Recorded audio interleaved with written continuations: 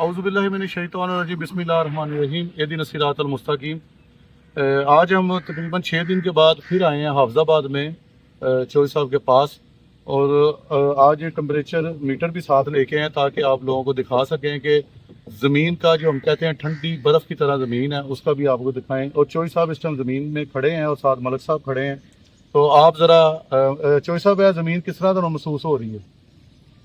ज़मीन सख्त और गर्म भी है। गर्म भी है। ਟੈਂਪਰੇਚਰ ਵੀ ਦਿਖਾਓ। ਟੈਂਪਰੇਚਰ ਵੀ ਹੈ ਮਲਕ ਸਾਹਿਬ ਤੁਸੀਂ ਕੀ ਦੇਖਿਆ ਤੁਸੀਂ ਪਹਿਲੀ ਦਫਾ ਸਾਡੇ ਨਾਲ ਤੁਸੀਂ ਵਿਜ਼ਿਟ ਕੀਤਾ ਹੈ ਨਹੀਂ ਇਹ ਜਿਹੜਾ ਟੈਂਪਰੇਚਰ ਹੈ ਇਹ ਗਰਮ ਹੈ ਜੀ। ਜ਼ਮੀਨ ਗਰਮ ਹੈ ਮਹਿਸੂਸ ਹੁੰਦੀ ਜੀ। ਉਹ ਜੇ ਤੁਸੀਂ ਅਪਲਾਈ ਕੀਤਾ ਉਹ ਠੰਡੀ ਮਹਿਸੂਸ ਹੁੰਦੀ। ਠੰਡੀ ਮਹਿਸੂਸ ਹੁੰਦੀ। ਅੱਛਾ ਤੁਸੀਂ ਬਾਹਰ ਦਾ ਟੈਂਪਰੇਚਰ ਦੇਖਿਆ? ਹੁਣ ਬਾਹਰ ਦਾ ਤੇ 35 ਹੋ ਗਿਆ ਸੀ। ਜੀ ਜੀ 35 35 ਇਹਦਾ ਜ਼ਮੀਨ ਦਾ ਪਾਣੀ ਦੇ ਬਾਵਜੂਦ 38 है। तो इसको जरा क्लोज करके दिखा दें जरा। हाँ जी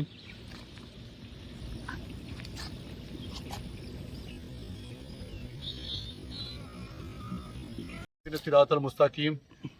अब हम चौधरी साहब ही खड़े हैं, आपको दूसरी ज़मीन भी दिखाई, उसका टेम्परेचर वो था 38 इसका 29 है। तो ज़रा क्लोज करके आप ज़रा दिखाएं ये जो सा इसका टेम्परेचर भी। और आप देखें कि जो 29 टेम्परेचर है, अगर हम घर में एसी भी लगाते हैं 28-29 पे तो वो टेम्परेचर कैसा होता है। अब चौधरी साहब इसके बारे में बताएंगे और साथ मलिक साहब हैं। और माशाल्लाह मलिक साहब भी कुतुबशाही अवान है, तो मेरे लिए तो बड़ा खुशी का मुकाम है कि मलिक साहब भी आज चौधरी साहब के साथ आए हैं। तो ज़रा हम पहले चौधरी साहब से कैमरा ज़रा क्लोज करें। चौधरी साहब से पूछते हैं कि ये जो ठंडक है इसके क्या फ़ायदे आपको नज़र आ रहे हैं? ठंडक जी बहुत ज़्यादा ਟੈਂਪਰੇਚਰ ਦਾ नज़दीक है ਫਰਕ ਹੋ ਗਿਆ जी। 10 ਡਿਗਰੀ ਦਾ ਟੈਂਪਰੇਚਰ ਫਰਕ ਆ ਗਿਆ। ਇਹ ਵਿੱਚ ਪਾਣੀ ਦੇ ਖੜੇ ਹੋਏ ਆ ਤਾਂ ਦਿਲ ਨਹੀਂ ਕਰਦਾ ਬਾਹਰ ਨਿਕਲਣ ਦੇ, ਇੰਨਾ ਟੈਂਪਰੇਚਰ ਠੰਡਾ ਹੋ ਗਿਆ। ठंडा हो गया जी। ਹਾਂਜੀ ਜੀ। ਤੇ ਤੁਸੀਂ ਮਲਿਕ ਸਾਹਿਬ ਤੁਸੀਂ ਦੱਸੋ ਇਹਦੇ ਬਾਰੇ ਚ ਜੋ ਤੁਸੀਂ ਦੇਖਿਆ, ਪਹਿਲੇ ਸੁਣਿਆ ਸੀ ਜੀ ਜੀ ਅੱਜ ਤੁਸੀਂ ਆ ਕੇ ਦੇਖਿਆ, ਤੁਸੀਂ ਵੀ ਇਸੇ ਪਿੰਡ ਦੇ ਹੋ? ਭਾਈ ਨਵੀਦ ਨੇ ਮੈਨੂੰ ਦੱਸਿਆ ਵੀ ਆਉਂਦੇ ਨੇ ਸ਼ਾਹ ਸਾਹਿਬ ਤੇ ਉਹ ਆਪਣਾ ਫਾਰਮੂਲਾ ਇਸਤੇਮਾਲ ਕਰਦੇ ਨੇ। ਜੀ। ਅੱਜ ਅਸੀਂ ਆਣ ਕੇ ਮੌਕੇ ਤੇ ਦੇਖਿਆ ਤੇ ਉਹ ਬਿਲਕੁਲ ਸਹੀ ਗੱਲ ਇਹਨਾਂ ਦੀ ਸਾਬਤ ਹੋਈ ਆ ਵੀ ਦੂਜੀ ਜ਼ਮੀਨ ਨਾਲੋਂ ਤੇ ਇਹ ਜ਼ਮੀਨ ਦਾ ਕਾਫੀ ਫਰਕ ਹੈ। 10 ਡਿਗਰੀ ਦਾ ਫਰਕ ਹੈ ਤਕਰੀਬਨ। 10 ਡਿਗਰੀ ਦਾ। ਤੇ ਜ਼ਮੀਨ ਨਰਮ ਵੀ ਹੈ? ਨਰਮ ਵੀ ਜ਼ਿਆਦਾ ਉਹਦੇ ਨਾਲੋਂ ਜ਼ਮੀਨ, ਸਾਰੀ ਜ਼ਮੀਨ ਫਿਰ ਕੇ ਵੀ ਦੇਖੀ ਹੈ ਮੈਂ ਖੁਦ, ਤੇ ਨਰਮ ਵੀ ਜ਼ਿਆਦਾ ਹੈ, ਕਾਫੀ ਨਰਮ ਹੈ। ਤੇ ਦੂਜਾ ਟੈਂਪਰੇਚਰ ਬਹੁਤ ਬਿਹਤਰੀਨ ਹੈ ਜ਼ਮੀਨ ਦਾ। ਅਗਰ ਇੱਥੇ ਹੀ ਸਾਡੀ ਫਸਲ ਤਿਆਰ ਹੋ ਕੇ ਪੱਕਦੀ ਹੈ ਤੇ ਸਾਡੀ ਜ਼ਮੀਨ ਦੇ ਵਿੱਚ ਠੋਸ ਨਹੀਂ ਆਏਗਾ, ਜਿਹਨੂੰ ਖਾਲੀ ਦਾਣਾ ਅਸੀਂ ਸੱਦਦੇ ਹਾਂ ਉਹ ਨਹੀਂ ਆਏਗਾ। औज़ु बिल्लाहि मिनश शैतानिर रजीम बिस्मिल्लाहिर्रहमानिर्रहीम एहदिना सिरातल मुस्तकीम। मैं आज चौधरी साहब की ज़मीन पे फिर आया जी। आज तकरीबन कुछ 6 दिन हो गए चौधरी साहब एप्लीकेशन की थी। 6-7 दिन आपने वो वीडियो देखी होगी जो ठंडी बर्फ़ की तरह ज़मीन हाफजाबाद में।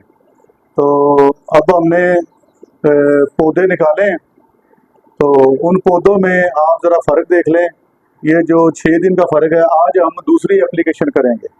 यानी आपको बार बार बताया गया कि पहली एप्लीकेशन होती है जो ज़मीन को 6 इंच तक नीचे ले जाती है, और ये अगर आप इसकी जड़ें और इसकी चौड़ाई देखें तो ये 6 इंच तक जड़ें जो सी है ना वो नीचे चली गई हैं। और अगर पौधे का जूम देखें तो उसका भी आप देखें, उसकी टिल्डिंग देख लें, उसके पत्ते की चौड़ाई देख लें ये सारी, और ये भी देखें। तो हमने और जिस पे हमने अपनी एप्लीकेशन नहीं की तो उसके भी आप जड़ें देख लें और उसके पत्ते की आप चौड़ाई देख लें सारी, और उसका कलर देख लें। अब चौधरी साहब से पूछते हैं कि चौधरी साहब आपने जो 5-6 दिन का रिजल्ट जो देखा है वो कैसा देखा है और आपने इसको कैसे पाया? अभी जब दूसरी एप्लीकेशन हम करेंगे उसमें भी अभी तक चौधरी साहब कह रहे हैं कि ज़मीन अभी तक ठंडी है और दूसरी तरफ गर्म है। अब हम दूसरी एप्लीकेशन करने के बाद जब 6 इंच और नीचे जाएगा ये फार्मूला, तो उसके बाद भी हम चौधरी साहब को ज़मीन के अंदर लेके जाएंगे और चौधरी साहब से कहेंगे कि इसके अंदर चल के देखें अब इसकी ठंडक कैसी है और इसका पाँव जो है वो अब कितना जा रहा है।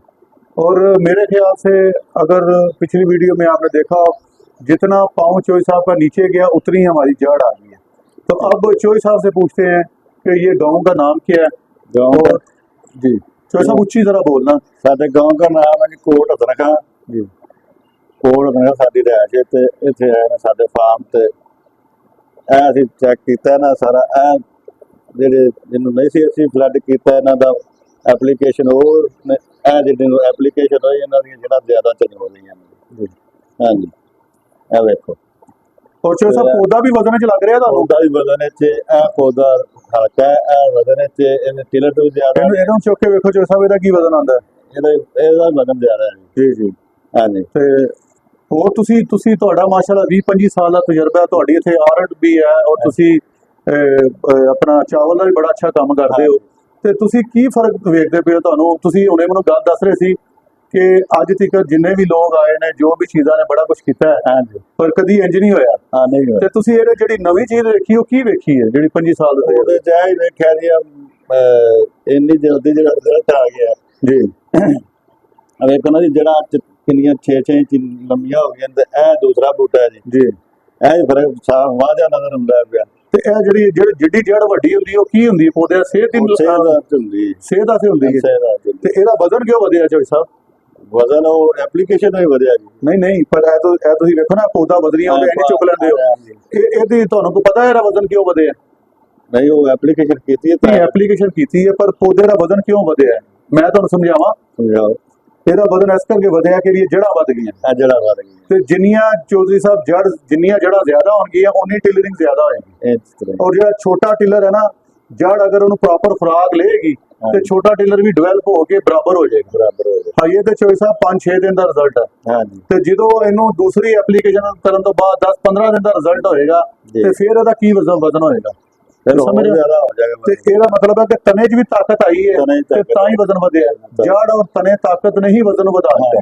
ਇਹ ਇੰਜ ਹੀ ਜਿਵੇਂ ਸਤਮਾਇਆ, ਹਾਂਜੀ, ਤੇ ਇਹ ਇੰਜ ਜਿਵੇਂ ਪੂਰਾ ਜਵਾਨ ਹੈ। ਪੂਰਾ ਜਵਾਨ ਹੈ। ਤੇ ਜਵਾਨ ਕਿਉਂ ਹੋਇਆ? ਕਿ ਜਦੋਂ ਉਹਨੂੰ ਪੂਰੀ ਖੁਰਾਕ ਮਿਲੀ। ਠੀਕ ਹੈ। ਤੇ ਤੁਸੀਂ ਆਪਣੇ ਹਾਫਜ਼ਾਬਾਦ ਦੇ ਕਿਸਾਨ ਭਾਈਆਂ ਨੂੰ ਕੀ ਬਿਆਨ ਦੇਣਾ ਚਾਹੁੰਦੇ ਹੋ? ਹਾਫਜ਼ਾਬਾਦ ਦੇ ਕਿਸਾਨ ਭਾਈਆਂ ਨੂੰ ਦੱਸਾਂਗੇ ਵੀ ਇਹ ਜਿਹੜੀ ਐਪਲੀਕੇਸ਼ਨ ਇਹ ਕਰਨਾ ਜ਼ਰੂਰੀ ਬਣ ਗਈ। ਜ਼ਰੂਰੀ ਬਣ ਗਈ, ਕਿਉਂਕਿ ਜ਼ਮੀਨਾਂ ਸਾਡੀਆਂ ਚੋਈ ਸਾਹਿਬ ਕੋਮੇ ਚਲੀ ਗਈਆਂ ਨੇ, ਖਾਦਾਂ ਪਾ ਕੇ ਜ਼ਮੀਨ ਜਿਹੜੀ ਸਖਤ ਹੋ ਗਈ ਹੈ। ਜੇ ਤੁਸੀਂ ਦੂਜੀ ਜ਼ਮੀਨ ਤੇ ਮੇਰੇ ਬਾਅਦ ਵੀ ਦੂਜੀ ਜ਼ਮੀਨ ਤੇ ਟੁਰੇ ਸੀ, ਤੇ ਇਸ ਜ਼ਮੀਨ ਤੇ ਵੀ ਟੁਰੇ ਹੋ, ਤੇ ਕੀ ਫਰਕ ਦੇਖਿਆ? ਨਹੀਂ, ਇਹ ਨਰਮ ਹੋ ਗਈ ਸੀ, ਤੇ ਦੂਸਰੀ ਜ਼ਮੀਨ ਨਹੀਂ ਸੀ ਨਰਮ ਸੀ, ਤੇ ਉਹਦਾ ਪੈਰ ਉੱਥੇ ਹੀ ਜਿੱਥੇ ਚੱਲਦਾ ਪਿਆ, ਇਹਦਾ ਪੈਰ ਪ੍ਰੋਪਰ ਖੁੱਬਦਾ ਪਿਆ, ਬਰਾਬਰ ਖੁੱਬਣ ਚੱਲਦੇ ਆ ਜ਼ੋਰ ਲੱਗਦਾ ਜਿਵੇਂ ਵਿੱਚ ਖੁੱਬੇ ਚੱਲਦੇ ਪਏ ਲੱਗਦਾ। ਠੀਕ ਹੈ ਨਾ ਜੀ।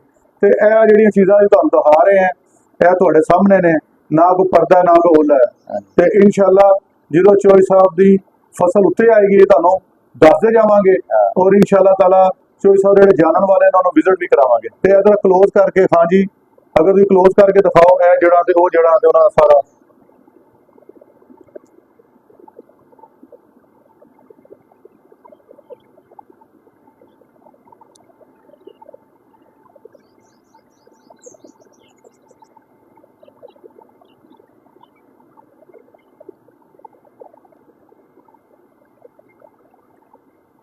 बहुत शुक्रिया जी खान जी, बहुत शुक्रिया, thank you ji, thank you. Pakistan जिंदाबाद। छठा दिन है, तो 6 दिनों बाद दूसरी एप्लीकेशन हो रही है अपने किसान दोस्त फार्मूले की, और तुम देख लो तो यह जी चोई साहब कह रहे हैं कि 80 दिन की फसल है, 80 दिन ही तैयार हो रही है। असी देखांगे हुण कि यह दूसरी एप्लीकेशन तो बाद असी 15-20 दिन तो बाद दोबारा आवांगे, ਤੇ ਫਿਰ ਤੁਹਾਨੂੰ ਦਿਖਾਵਾਂਗੇ ਕਿ ਕੀ ਫਰਕ ਹੈ। ਤੇ ਨਾਲੇ ਅਸੀਂ ਤੁਹਾਨੂੰ ਇਹ ਵੀ ਦੱਸਾਂਗੇ ਕਿ ਇਹ ਕਿੰਨੀ ਜਲਦੀ ਪਹਿਲੇ ਤਿਆਰ ਹੁੰਦੀ ਹੈ। ਬਹੁਤ ਸ਼ੁਕਰੀਆ ਜੀ। ਡੇਟ ਅੱਜ ਕੀ ਹੈ ਚੋਈ ਸਾਹਿਬ? ਅੱਜ 11 ਤਰੀਕ ਹੈ, ਤੇ ਕਿਹੜਾ ਮਹੀਨਾ ਚੋਈ ਸਾਹਿਬ? 8ਵਾਂ ਮਹੀਨਾ। 8ਵਾਂ ਮਹੀਨਾ ਤੇ 11 ਤਰੀਕ। ਤੇ ਸਾਨੂੰ ਵੀ ਦੱਸ ਦਿਓ ਸਾਲ ਕਿਹੜਾ? 2025। ਇਹ ਲਓ ਜੀ ਸਾਰੇ ਸਾਹਿਬ, ਹੁਣ ਤੁਸੀਂ ਪਟਾ ਕੇ ਫਿਰੋ। अल्लाह अकबर पढ़ो, ऊंची ऊंची पढ़ो। अल्लाह अकबर। अल्लाह तो आप होएगा, बीमारियां दूर होंगी।